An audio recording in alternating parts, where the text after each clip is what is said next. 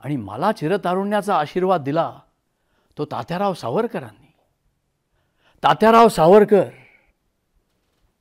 सूर्याची उबदार प्रखरता, वाऱ्याचा वेग, खडकांनी हेवा करावा अशी कठोरता आणि साक्षात बृहस्पतीने शिष्यत्व पत्करावं इतकी बुद्धीची प्रगल्भता आणि या साऱ्यांनी धारण केलेला मानवी अवतार म्हणजे तात्याराव सावरकर. पण आपण ब्रिटिशांशी एकत्र का लढलो?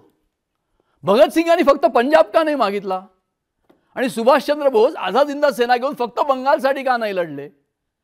अखंड भारतवर्ष या शब्दाला काय राहिला अर्थ आता? ज्या भारतवर्षात सुरावर्दींनी हिंदूंची कत्तल केली आणि हिंदूंनी शांततामय निदर्शनं आणि हिंदूंनी शस्त्र हाती घेताच गांधींनी आमरण उपोषण सुरू केलं. झालं, हिंदूंनी शस्त्र खाली ठेवली, पण सुरावर्दीचे अनुयायी कत्तल करतच होते.